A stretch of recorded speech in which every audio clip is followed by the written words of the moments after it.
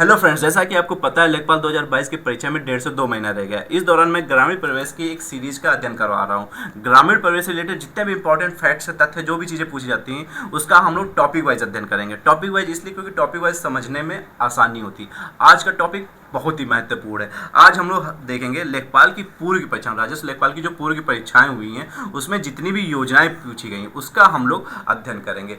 इसके बाद की जो 2-3 वीडियो आएंगी वो सब भी योजनाओं से संबंधित ही होंगी, क्योंकि सेंट्रल गवर्नमेंट, स्टेट गवर्नमेंट की जितनी भी योजनाएं हैं जो परीक्षा में पूछी जा सकती हैं उसको मैं कवर करूंगा। इस वीडियो में जो योजनाएं आ चुकी हैं पूर्व की परीक्षा में उन्हीं का हम लोग अध्ययन करेंगे, इसलिए ये वीडियो बहुत ही ज़्यादा इंपॉर्टेंट होने वाला है। इस वीडियो को प्लीज़ पूरा देखिएगा, ठीक है ना। तो चलिए शुरू करते हैं। पहला जो योजना है मनरेगा, ठीक है ना।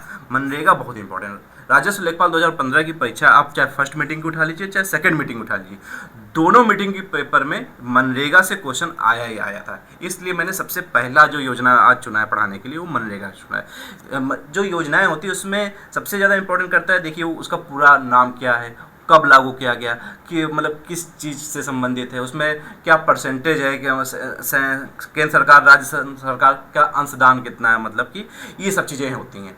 क्योंकि परीक्षा में तथ्यात्मक चीज़ें पूछी जाएंगी, ठीक है ना। आप तो जैसा जानते ही हैं, ठीक है।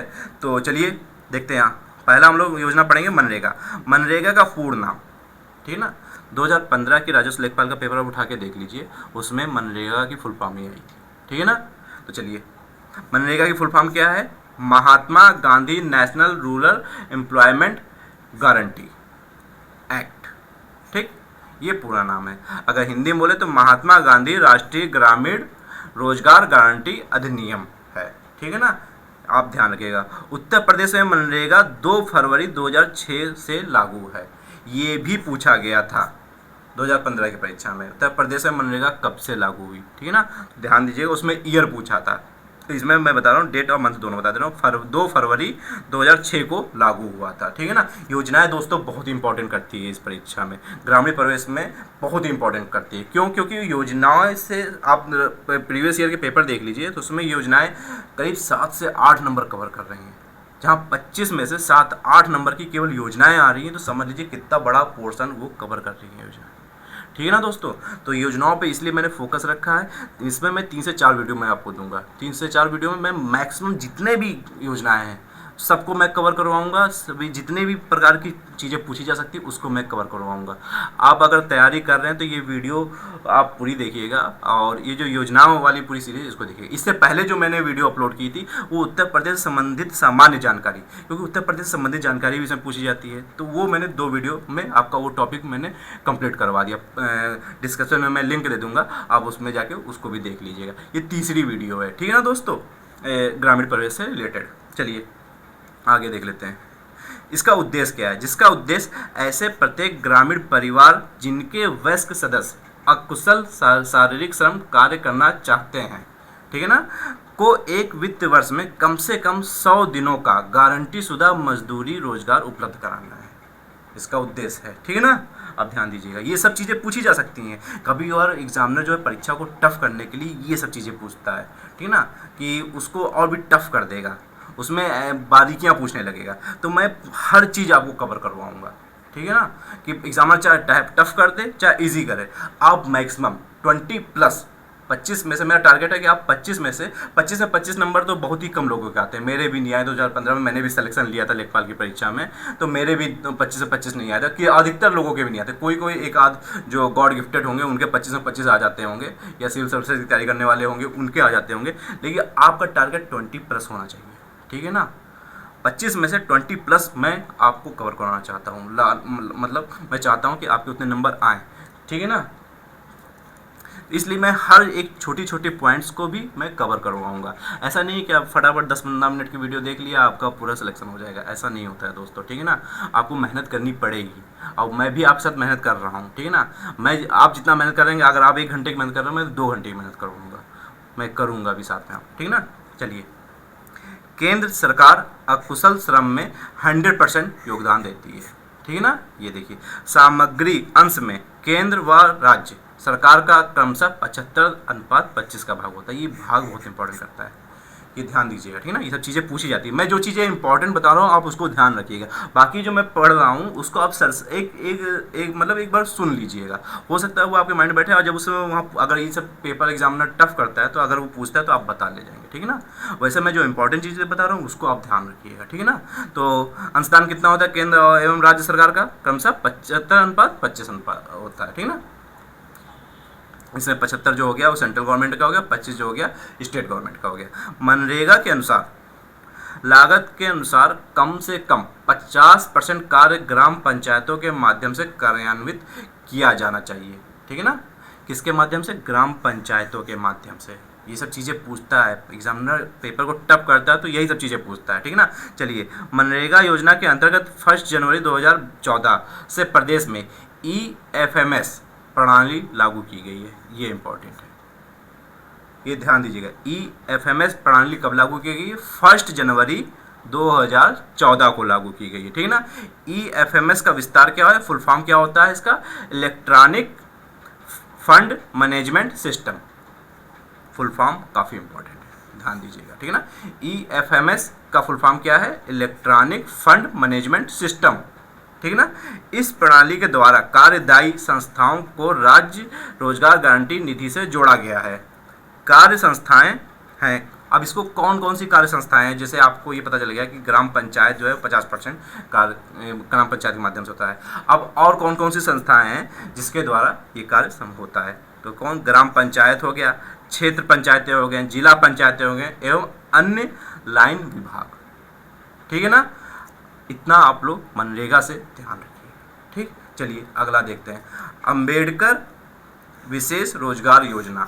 अब आप में से बहुत सारे लोग कह रहे होंगे अंबेडकर विशेष रोजगार योजना का नाम तो परिवर्तित कर दिया गया, दोस्त परिवर्तित कर दिया गया, ठीक है ना। वो भी मैंने देखिए यहाँ पे लिखा हुआ है, लेकिन मैंने ये नाम इसलिए रखा क्योंकि यही नाम से आया था 2015 की परीक्षा में, इसी नाम से इस योजना के बारे में पूछा गया था, ठीक है ना। अब मैं इसके बारे में पूरा डिटेल आपको बताऊंगा, आप इसके लिए परेशान ना होइए, मैं बस जो बता रहा हूँ आप उसको सुनते जाइए, और जो इंपॉर्टेंट चीज़ें बता रहा हूँ उसको आप थोड़ा सा ध्यान रखने का प्रयास कीजिए, ठीक है ना। चलिए, 11 नवंबर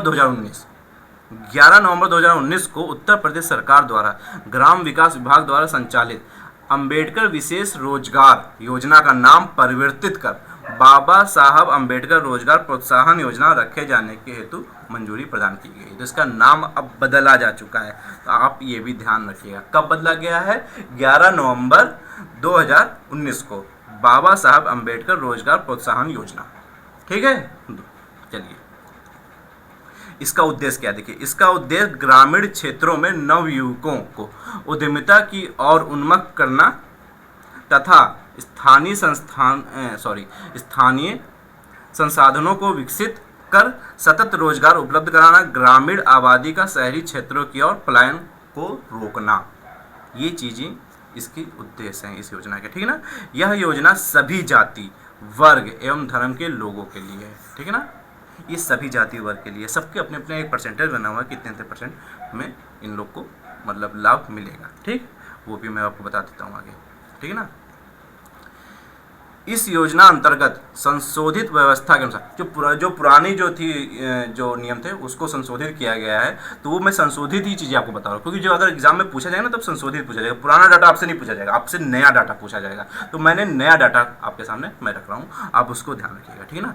इस योजना अंतर्गत संशोधित व्यवस्था के तहत अनुसूचित जाति जनजाति दिव्यांग के प्रति इकाई लागत का 35%, कितना प्रतिशत, 35% अनुदान अथवा अधिकतम 70,000 रुपये, जो भी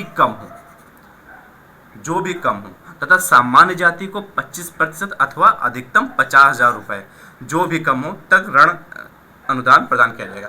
पिछली परीक्षा में इस योजना के अंदर पूछा गया था सामान्य जाति के जो व्यक्ति हैं उनको कितना प्रतिशत मतलब या कितने रुपए तक अनुदान दिया जाएगा, तो उस बार था, उस समय रुपए कम था, 7,000 या 8,000 रुपये था, अब बढ़ा दिया गया है, ठीक है ना। योजना का नाम भी बदला गया और बहुत सारे नियमों में बदलाव भी किया गया है, ठीक है ना। तो आपको जो नियम बदल दिए गए हैं, जो अब वर्तमान में जो लागू हैं, आपको वो ध्यान रखना। पुराने मतलब योजना से मतलब जो पुराना जो नियम था जो आवंटित होता था रुपए, उससे आपको कोई नहीं मतलब होगा, ठीक है ना।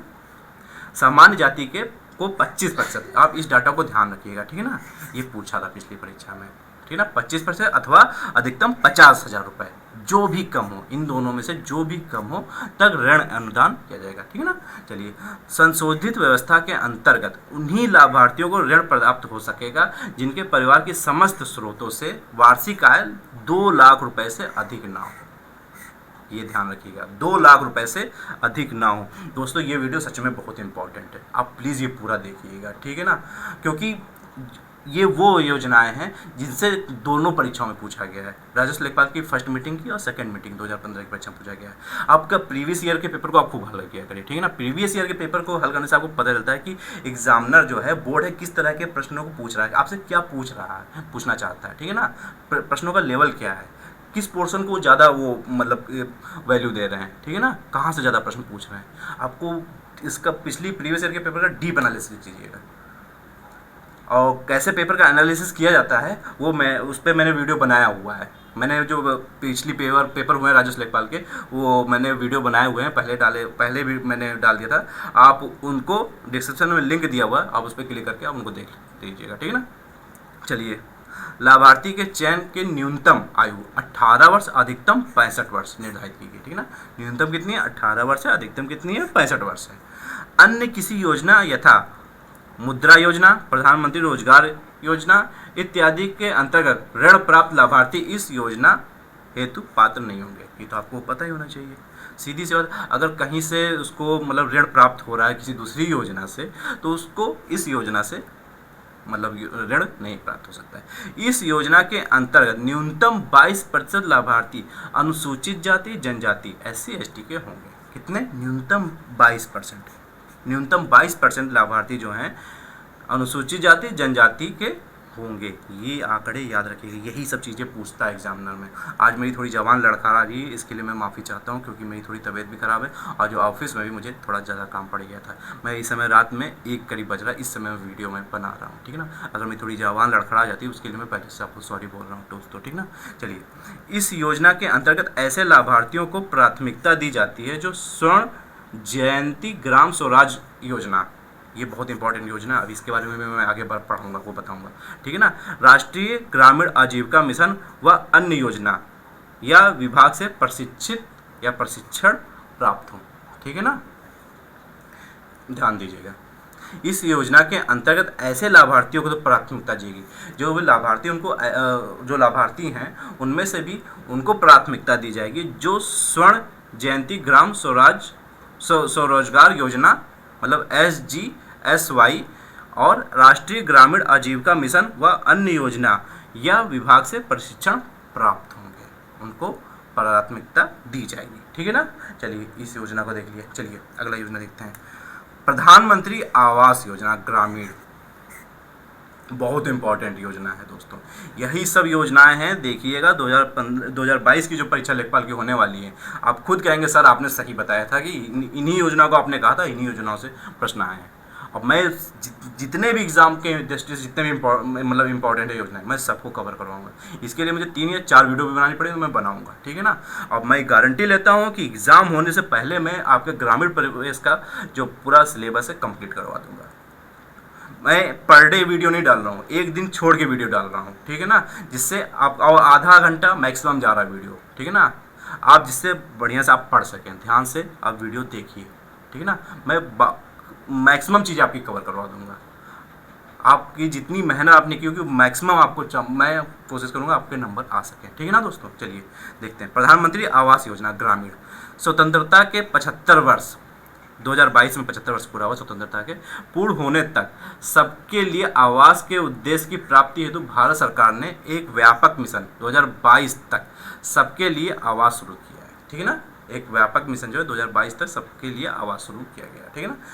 23 मार्च 2016 को प्रधानमंत्री नरेंद्र मोदी की अध्यक्षता में केंद्रीय कैबिनेट द्वारा प्रधानमंत्री आवास योजना के तहत ग्रामीण आवास योजना के क्रियान्वयन को अनुमति प्रदान की गई। योजना का औपचारिक शुभारंभ 20 नवंबर 2016 को प्रधानमंत्री नरेंद्र मोदी द्वारा आगरा से किया गया है। ठीक है ना, ये सब फैक्ट्स हैं, इनको आप ध्यान रखने का प्रयास कीजिएगा।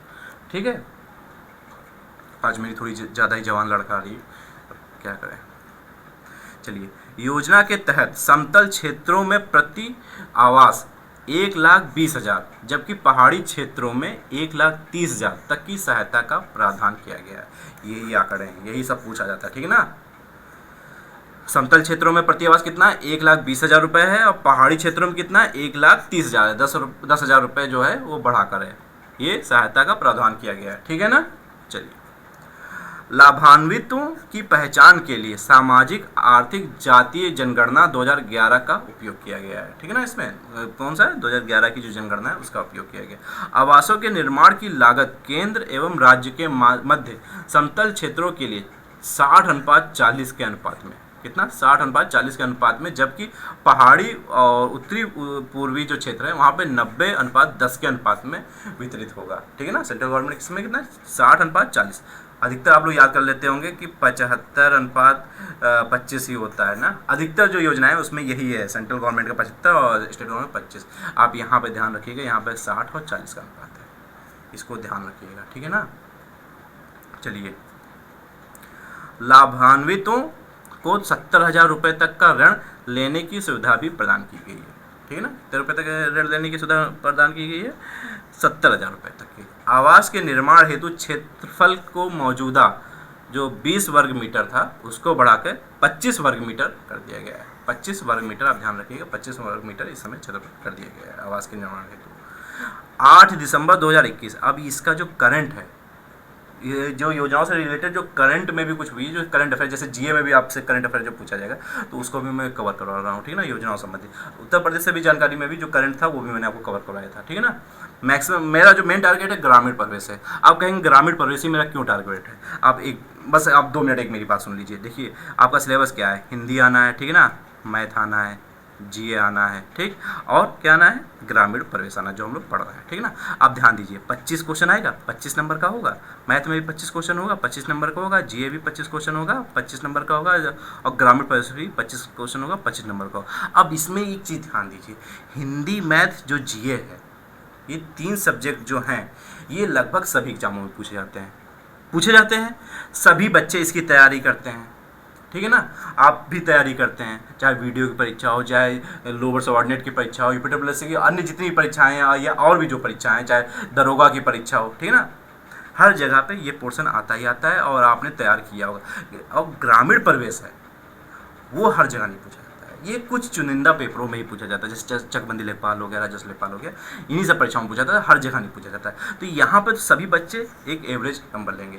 ये जो हिंदी, मैथ, आप ध्यान दीजिएगा, मेरी एक बात सुनिए, हिंदी, मैथ और जीए, ये 3 सब्जेक्ट जो हैं ये आपको सिलेक्शन तक ले जा सकते हैं, और ग्रामीण प्रवेश है ये आपको सिलेक्शन दिलाएगा दोस्तों।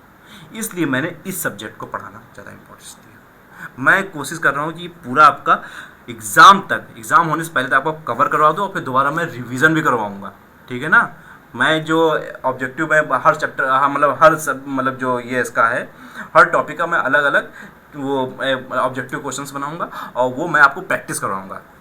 20-25 क्वेश्चन हर, मतलब योजना से भी हो गया, उत्तर प्रदेश सामान्य जानकारी हो गई, भूमि मापन हो गया, सबसे मैं आपको करवा दूंगा, दोहरा दूंगा, जिससे आपका रिवीजन अच्छा हो जाएगा पेपर होने से पहले तक, ठीक है ना। आप प्लीज़ चैनल को जरूर सब्सक्राइब कर लीजिए, जो वीडियो आया करे आप उसको पूरा देखिए, ठीक है ना। अगर सही लगे तभी लाइक कीजिएगा, नहीं तो डिसलाइक कीजिएगा वीडियो को, ठीक है ना। मैं पूरा प्रयास करूंगा, मेरा सच में परम लक्ष्य है इस समय कि जितने भी मेरे जो वीडियो देख रहे हैं, चैनल के सब्सक्राइबर हैं, मेरी इच्छा है कि सबके 20+ नंबर आए 25 में से, ठीक है ना। इसके लिए मैं पूरी जितना भी दम लगाया जा सकता है मैं अपने से पूरा दम लगाऊंगा। आप भी मेहनत कीजिए प्लीज़, ठीक है ना। जिन फैक्ट्स को मैं बताऊंगा इंपॉर्टेंस, आप उसको ध्यान रखिए। बाकी जो चीज़ें बता रहा हूँ आप बोर ना होइए, उसको आप सुनिए, ध्यानपूर्वक सुनिए, ठीक है ना। अगर एग्जामिनर ने पेपर टफ कर दिया तो आपके पास बहाना नहीं होना चाहिए कि एग्जामिनर पेपर टफ आ गया था इसलिए मेरे इतने ज़्यादा नंबर नहीं आ पाया, इसलिए मैं सिलेक्शन नहीं पाया। ये बहाना नहीं होना चाहिए आपके पास। आपको सिलेक्शन लेना है, कैसे भी सिलेक्शन लेना है, ठीक है ना। बस हिम्मत रखिए और 2 महीने भी डट के बिल्कुल सब कुछ छोड़ छाड़ के, हर तरह से जितनी भी परेशानियां, घरेलू जो भी समस्याएं हैं उन सबको छोड़ के केवल आप इसी पे टारगेट कीजिए, ठीक है ना। हिंदी का खूब रिवीजन कीजिए। अब मैंने एक स्ट्रेटजी वाली वीडियो बनाई हुई जिसमें मैंने बताया है हिंदी का कैसे आपको क्या करना है इन 2 महीनों में, मैथ में क्या करना है, जीए में क्या करना है, और ग्रामीण प्रवेश में तो मैं बता ही रहा हूँ, करवा भी रहा हूँ, उसमें भी मैंने बताया है, ठीक है ना। स्ट्रेटजी के अनुसार अब 2 महीने बिल्कुल डट के लग जाइए दोस्तों, देखिए कैसे नी सिलेक्शन आपका हो जाता है, ठीक है ना। चलिए, आप भी कह रहे होंगे सरकारी लेक्चर ही देते हैं। दोस्त लेक्चर नहीं है, ये लेक्चर नहीं है, ये जुनून है, अंदर से जुनून होना चाहिए सिलेक्शन लेने का। चलिए, इस योजना को मार्च 2024 तक जारी रखने से यह सुनिश्चित होगा कि PMAY ग्रामीण के तहत 2.95 करोड़ आवासों के समग्र लक्ष्य के अंतर्गत शेष 155.75 लाख परिवारों को बुनियादी सुविधाओं से युक्त पक्के मकानों के निर्माण के लिए वित्तीय सहायता प्रदान की जाएगी, ठीक है ना। 29 नवंबर 2021 तक इस योजना के तहत कुल 2.95 करोड़ आवासों के लक्ष्य में से 1.65 करोड़ आवासों का निर्माण किया जा चुका है। अब ये फैक्ट हुआ, जो ये आंकड़े बताए जाते हैं, ये टारगेट कितना है 2.95 करोड़ आवास का, और कितने हम लोग 29 नवंबर 2021 तक कितने आवास का निर्माण करवाया जा चुका है, 1.65 करोड़ का आवासों का निर्माण किया जा चुका है, ठीक है ना। चलिए, 1 सितंबर 2021 को मुख्यमंत्री योगी आदित्यनाथ जी द्वारा वीडियो कॉन्फ्रेंसिंग के माध्यम से इस योजना के 5,51,000 लाभार्थियों को आवास का गृह प्रवेश चाबी वितरण कार्यक्रम संपन्न हुआ था, ठीक है ना। कितना था, 5,51,000, ये आंकड़ा है, ये पूछा जाएगा परीक्षा में, ठीक है ना। इस योजना के तहत इन पूर्ण आवासों की कुल लागत कितना है, 6,637.72 करोड़ रुपए रही। कितना है, 6,637.72 करोड़ रुपए, ठीक है ना। ध्यान रखिएगा, बहुत इंपॉर्टेंट योजना है दोस्तों। चलिए, एक ये भी इंपॉर्टेंट योजना है, ये भी परीक्षा में आया था राजस्व लेखपाल 2015 की परीक्षा में। राष्ट्रीय ग्रामीण पेयजल कार्यक्रम, क्या, राष्ट्रीय ग्रामीण पेयजल कार्यक्रम। अब इस योजना के बारे में देख लेते हैं। इस योजना का लक्ष्य ग्रामीण भारत में सभी के लिए सभी समय में सुरक्षित पेयजल उपलब्ध कराना है। पेयजल से संबंधित है, सभी को लक्ष्य मतलब पेयजल, सुरक्षित पेयजल मतलब शुद्ध पेयजल हो, उसको प्राप्त उपलब्ध कराना है। भारत सरकार द्वारा वर्ष 2011 से 2022 हेतु ग्रामीण पेयजल संकट के लिए स्ट्रेटेजिक प्लान तैयार किया गया है। इस स्ट्रेटेजिक प्लान के लक्ष्य क्या क्या हैं, अभी देख लीजिए। वर्ष 2022 तक ग्रामीण व्यक्ति को उसके घर तक या घर से अधिकतम 50 मीटर की दूरी तक 70 लीटर, कितना, 70 लीटर प्रति व्यक्ति प्रतिदिन के मानक के आधार पर बिना किसी आर्थिक या सामाजिक भेदभाव के पेयजल की आपूर्ति सुनिश्चित करना है, ठीक है ना। बिना किसी आर्थिक या सामाजिक भेदभाव के कितनी अधिकतम दूरी, 50 मीटर, कितने, 70 लीटर प्रति व्यक्ति प्रतिदिन।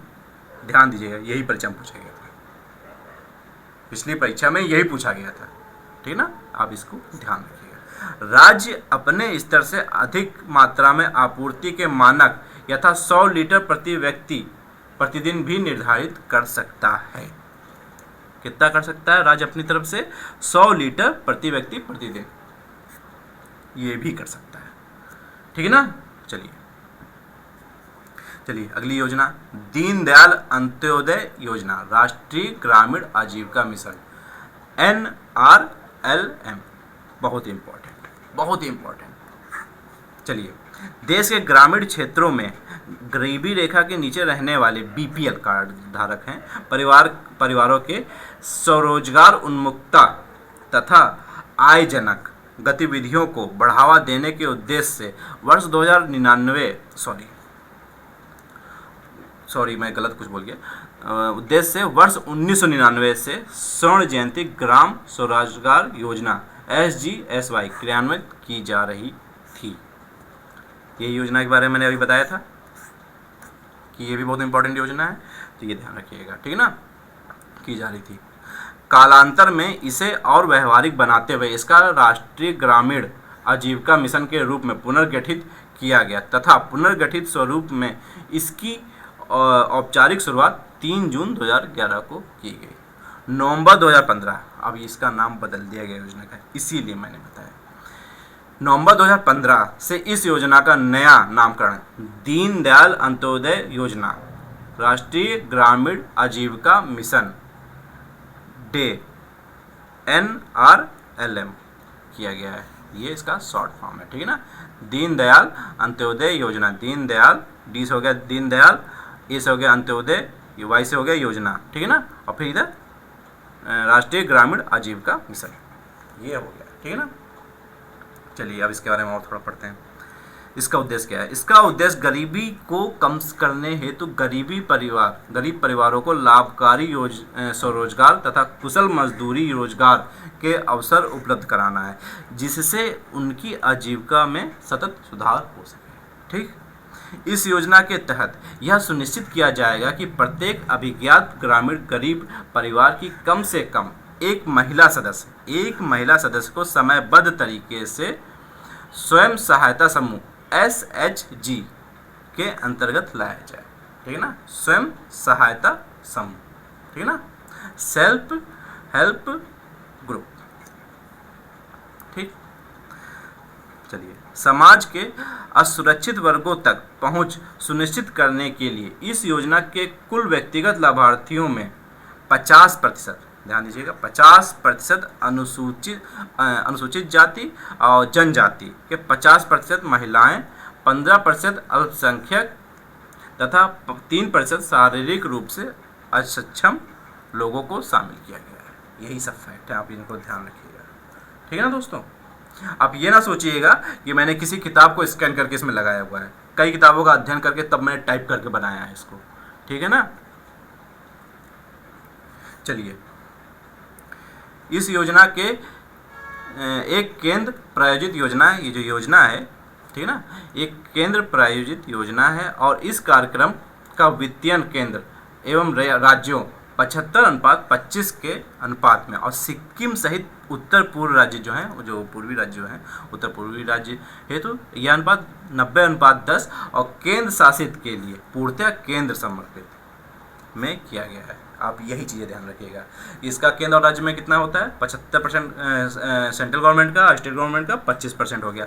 सिक्किम और जो उत्तर पूर्व की जो राज्य हैं, जो असम हो गया, अरुणाचल प्रदेश, ये जो हैं, यहाँ पे 90:10 का है। 90% जो हो गया आपका सेंट्रल गवर्नमेंट का हो गया और 10% जो हो गया आपका स्टेट गवर्नमेंट का, और जो केंद्र शासित प्रदेश जो हैं वहाँ पे पूर्णतः केंद्र समर्पित है। ठीक, चलिए, SHG गठन में सहायता हेतु NGO, समुदाय समन्वयकों, फैसिलिटेटरों आदि को 10,000 रुपये प्रति SHG प्रदान किया जाएगा, ठीक ना, स्वयं सहायता समूह किया जाएगा। ठीक, सामान्य श्रेणी के लाभार्थियों को स्वरोजगार हेतु 15,000 रुपये तथा SC/ST वर्ग के व्यक्तियों को स्वरोजगार हेतु 20,000 रुपये की पूंजी सब्सिडी प्रदान की जाएगी इसमें, ठीक ना। सामान्य श्रेणी को कितना प्राप्त होना है?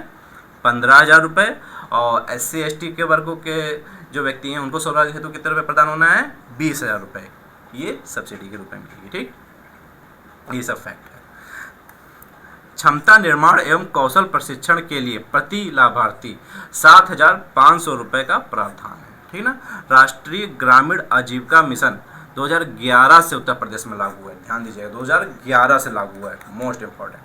चलिए, इस योजना के क्रियान्वयन के लिए वर्ष 2011 में उत्तर प्रदेश राज्य ग्रामीण आजीविका मिशन संस्था का गठन किया गया है। यह संस्था ग्राम्य विकास विभाग के संरक्षण में एक स्वायत्त संस्था है, यह स्वतंत्र संस्था है, ठीक है ना। किसके अंतर्गत? ग्राम्य विकास विभाग के अंतर्गत है, ठीक है ना। चलिए, 1 अप्रैल 2013 से पहले से चल रही स्वर्ण जयंती ग्राम स्वरोजगार योजना को पुनर्गठित करके पूरे देश में राष्ट्रीय ग्रामीण आजीविका मिशन के रूप में संचालित की जा रही है, ठीक है ना। इस महत्वाकांक्षी योजना का उद्देश्य गरीब ग्रामीण परिवारों तक पहुंच बनाकर उन्हें सतत आजीविका के अवसरों से जोड़ना है। इस योजना का लक्ष्य वर्ष 2024-25, अब ये लक्ष्य के ईयर जो है ये बढ़ जाता है, कब का लक्ष्य है? 2024-25 तक प्रदेश के समस्त विकास खंडों में 1.08 करोड़ ग्रामीण परिवारों के 9.8 लाख महिला स्वयं सहायता समूहों का गठन करना है। कितने? 9.8 लाख महिला स्वयं सहायता समूह का गठन करना है। ठीक है ना दोस्तों। चलिए, इन समूहों के माध्यम से स्वतः रोजगार के अवसर देकर गरीबी के स्तर को अत्यंत कम करना है। ये सब उद्देश्य हैं, लक्ष्य हैं जो इस योजना में गठित होने वाले महिला सहायता स्वयं सहायता समूह में कम से कम 50% SC/ST, 20% अल्पसंख्यक और 3% दिव्यांग लाभार्थियों की भागीदारी निश्चित करने का प्रावधान है। आपको ये बोरिंग लग रहा होगा, लेकिन बहुत इंपॉर्टेंट दोस्त, आप एक बार सुन लीजिए, एक मतलब कि कान में लीड लगा के इन सब चीज़ों को सुन लीजिए ध्यानपूर्वक। ठीक है ना। बहुत कुछ जो होगा जो आपके दिमाग में बैठ जाएगा जब आप परीक्षा में बैठेंगे, एग्जामिनर ने इनमें से अगर कुछ प्रश्न पूछा तो आप जवाब दे जाएंगे। ठीक है ना। आपको कम आप 4 जो ऑप्शन होंगे तो चारों में आप कंफ्यूज नहीं होंगे, हो सकता है 1 या 2 में आप कंफ्यूज हो। ठीक है ना। चलिए, आजीविका मिशन ने कौशल उन्नयन तथा नियोजन हेतु उत्तर प्रदेश कौशल विकास मिशन के साथ साझेदारी की है। किसके साथ की? उत्तर प्रदेश कौशल विकास मिशन के साथ की है। ठीक है ना। चलिए, तो आज की वीडियो में दोस्तों इतना ही। ठीक है। और अगली वीडियो में इसमें भी और भी बहुत सारी योजनाएं हैं जो 2015 के राजस्व लेखपाल की परीक्षा में पूछा गया था, उनको मैं अगली वीडियो में कवर करवाऊंगा। ठीक है। और उसके अभी 2-3 वीडियो मेरी योजनाओं से संबंधित ही आने वाली है, क्योंकि योजनाएं बहुत इंपॉर्टेंट है। इससे समझ लीजिए 25 में से 7-8 नंबर ही कवर करता है। उत्तर प्रदेश से सामान्य जानकारी, जो उत्तर प्रदेश से रिलेटेड जो मतलब कि सामान्य अध्ययन जो पूछा जाता है, जनरल अवेयरनेस, उसको मैंने आपका कवर करवा दिया है। 2 वीडियो में मैंने कवर करवाया है। ठीक है ना। ज़्यादा लंबी वीडियो नहीं है, 25 से 30 मिनट की वीडियो होगी। ठीक है ना।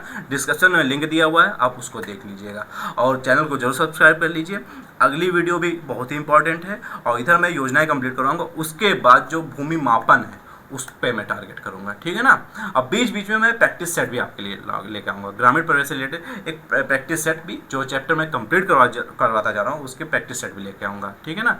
आपको कैसे सॉल्व करना है क्वेश्चन को, क्योंकि माइनस मार्किंग भी है। कितनी माइनस मार्किंग है? 1/4 है। ठीक है ना। तो आप ऐसा तो नहीं है 100 में 100 क्वेश्चन आपको अटेम्प्ट करने का टारगेट है। 100 में 100 अटैम्प्ट करेंगे, अगर भाई एबिलिटी है तो आप कीजिए, लेकिन मेरे ख्याल से 100 में 100 अटैम्प्ट करना सही नहीं है। माइनस मार्किंग है। आपका क्वेश्चन गलत हुआ तो वो 1 नंबर तो जाएगा, 1/4 नंबर और लेके जाएगा। ठीक है ना। तो आपको कैसे पेपर हल करना है, ठीक है ना। आपका अगर क्वेश्चन आपने पढ़ा, उसमें 4 ऑप्शन, आपको चारों में कन्फ्यूजन है, आपको पता ही नहीं है, तो उसको छोड़ दीजिए। हाँ, अगर उसके बारे में पढ़ा है, आपको 2 ऑप्शन में कन्फ्यूजन है, तो उसको अटैम्प्ट कीजिए। और ऐसा नहीं होता 50%, 55% जो अच्छे पढ़ने वाले हैं, 60%, इसके ऊपर किसी को नहीं पता होता है। उनको भी कुछ क्वेश्चंस ऐसे होते हैं जिसमें कन्फ्यूजन होता है, 2 ऑप्शन में, 3 ऑप्शन में कन्फ्यूजन होता है। इसमें से ये सही हो सकता है यार, ये नहीं है, इसमें से इन दोनों में कन्फ्यूजन है, ये सही हो सकता है। ऐसा माइंड में आता है, इस आपके नहीं, सबके आता है। ठीक है ना। अब कैसे उनको हल करना है वो मैं आपको बताऊँगा। पेपर को कैसे हल किया जाता है, ठीक है ना। वो मैं आपके जो प्रीवियस ईयर के पेपर मैंने जो हल करवाए हैं, उसका डीप एनालिसिस करवाया है, आप उन वीडियो को देख लीजिए। ठीक है ना। उसमें आपको एनालिसिस करेंगे ना तो आपको और भी जानकारी मिलेंगी। ये सारी योजनाएं मैंने बता रखी हैं उन प्रीवियस ईयर के पेपरों में, उसमें ये योजनाएं पूछी गई हैं, उसमें मैंने इसको डिटेल में आपको पढ़ाया है, अध्ययन करवाया है आपका। ठीक है ना दोस्तों। और ग्रामीण परिवेश और GA, इन 2 पोर्शनों को आपको कैसे एग्जाम में बैठना है और कैसे हल करना है, और दोनों में कैसे 20+ नंबर दोनों में आपको अचीव करना है। इसके लिए मैं एक अलग वीडियो बना रहा हूँ सेपरेट, वो भी वीडियो मैं 1-2 दिन में अपलोड कर दूंगा। ठीक है ना। एक माइंड में आपको होना चाहिए आपको कैसे पेपर हल करना है। कुछ बच्चे होते हैं हिंदी पहले हल करते हैं, कोई मैथ हल करता है पहले, कोई पहले GA और ग्रामीण परिवेश को पहले हल करता है। तो आपको कैसे आप निर्धारित करेंगे, आप क्या मतलब क्रम लेके चलें, ठीक है ना। आपको कैसे पेपर को हल करना है, इस सब के बारे में उस वीडियो में बताऊंगा। ठीक है ना। उस वीडियो को भी आप ज़रूर देखिएगा। और वीडियो अगर अच्छी लगी हो तो लाइक ज़रूर कीजिए, शेयर कीजिए। आप जितना शेयर करेंगे, क्योंकि मेरा चैनल नया है, ज़्यादा सब्सक्राइबर नहीं है मेरे पास, जितना शेयर करेंगे, जिनको अच्छी लगेगी वीडियो, समझ में आएगा, और वही सब्सक्राइब करेंगे और उनका भी भला होगा। ठीक है ना। मैं अपनी तरफ से पूरा प्रयास कर रहा हूँ कि अपनी तरफ से बेस्ट परफॉर्मेंस देने की, कि मैं ज़्यादा से ज़्यादा अच्छी परफॉर्मेंस दूँ और आपको ज़्यादा से ज़्यादा चीज़ें आपको कवर करवाऊँ, जिससे आप एग्ज़ाम में बेस्ट परफॉर्मेंस दे सकें। ठीक है ना दोस्तों। आप कामयाब हों, यही मेरी तहे दिल से इच्छा है। वीडियो देखने के लिए धन्यवाद।